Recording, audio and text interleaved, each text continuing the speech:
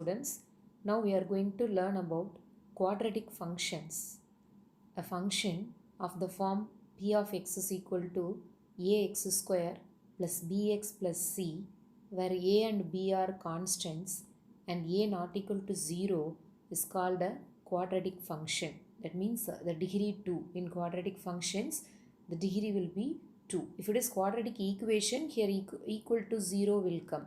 Here we have to take it as a function. So p of x is equal to ax square plus bx plus c. Here the degree is 2.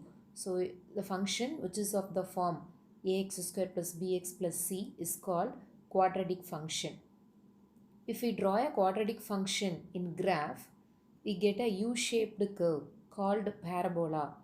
So a graph of a quadratic function is a U-shaped curve called parabola. Now see this graph.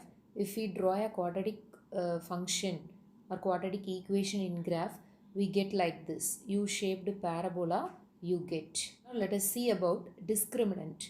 We know this delta or d is equal to b square minus 4ac, which is called the discriminant of the quadratic equation. If the discriminant is greater than 0, then the quadratic equation has two real roots. The roots are real and distinct. If the discriminant is equal to 0, we get one real root. In this case, the roots are real and equal. And if the discriminant is less than 0, we get two roots and both the roots are imaginary roots or complex roots. It is not real.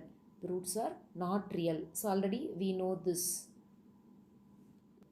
If we draw a quadratic function in a graph, now let us see about the roots. If the discriminant is positive, already we have seen two real roots will come. So in that case, the parabola intersects the x-axis at two distinct points. Here the two real roots are the two x-intercepts.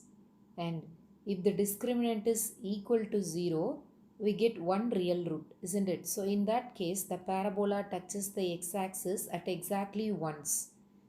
If the discriminant is less than 0, we get two imaginary roots or complex roots, isn't it? So in that case, the parabola will not touch the x-axis. That is, it moves away from the x-axis.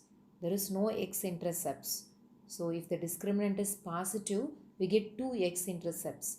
If the discriminant is equal to 0, we get only one x-intercept. And if the discriminant is less than 0, there is no x-intercept. Now see this graph. Here the discriminant is negative because the curve moves away from the x-axis. There is no intercept. So no x-intercept. So no real roots. Two roots are imaginary in that if the discriminant is negative. If the discriminant is 0, we get only one x-intercept. That means double root. The roots are real and equal. Real and equal. If the discriminant is 0, it touches the x-axis at exactly one point. And see the third graph. Now the curve intersects the x-axis at two distinct points. That means the discriminant is positive in that case. Here we get two x-intercepts. That means two roots we will get. Here the two roots are real.